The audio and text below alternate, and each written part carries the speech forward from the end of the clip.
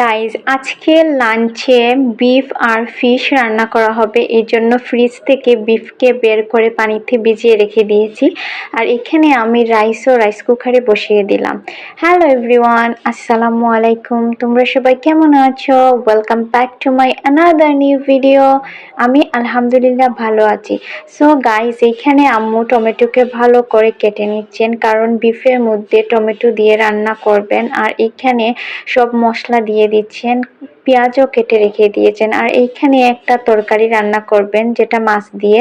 পুরলকে আগের দিন রাত্রে আমি সিদ্ধ দিয়ে রেখে দিয়েছিলাম, আর এইখানে জাস্ট ফ্রিজ থেকে বের করে পুরলের মধ্যে ফিশ রান্না করবেন। আর এইখানে সব মশলা আম্মু দিয়ে দিয়েছেন। আর এখন ফিশকে ভালো করে ধুয়ে তরকারির মধ্যে দিয়ে দিচ্ছেন। আজকে একটু আর্লি আম্মু রান্না করতে গেছেন, কারণ রান্না করার পরে আমাদের একজন গেস্ট যিনি ক্লিনিকে আছেন, তাদেরকে ক্লিনিকে দেখতে যাবেন, এই জন্য আগে রান্না করে নিচ্ছেন। আর এইখানে বিফটাকে ভালো করে ধুয়ে নিচ্ছেন। আর এখন রান্নাটা চুলায় বসিয়ে দিলেন। বিফের মধ্যে সব মশলা দিয়ে দিয়েছেন, গরম মশলা, আদা পেস্ট, রসুন পেঁয়াজের পেস্ট, সব কিছু, টমেটো। আর এই চুলার মধ্যে ফিশও বসিয়ে দিলেন। আর এইখানে বিফের কালারটা অনেক বেশি সুন্দর হয়েছিল দেখতে। আর বিফটা রান্না করা হবে সরিষার অয়েল দিয়ে। সরিষার অয়েল দিয়ে বিফ সবসময় আমাদের বাসায় রান্না করা হয়। আর এখানে আমি দেখছিলাম ফিশ রান্না হয়েছে কিনা, এটা অলমোস্ট হয়ে গেছে, রাইসও হয়ে গেছে।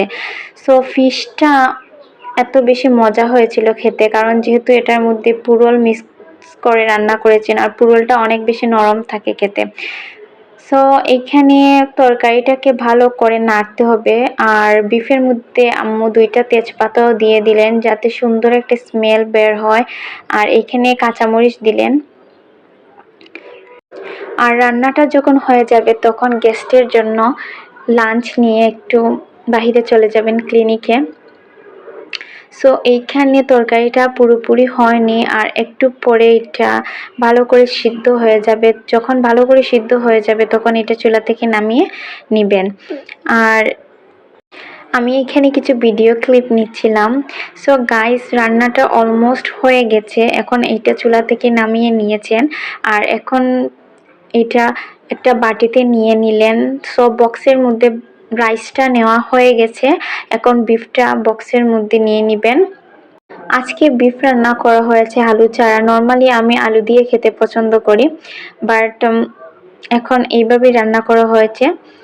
সো গাইজ, আজকের ভিডিও এই পর্যন্তই। তোমরা সবাই ভালো থাকবা। তোমাদের সাথে কথা হবে নেক্সট ভিডিওতে। Bye bye and thanks for watching.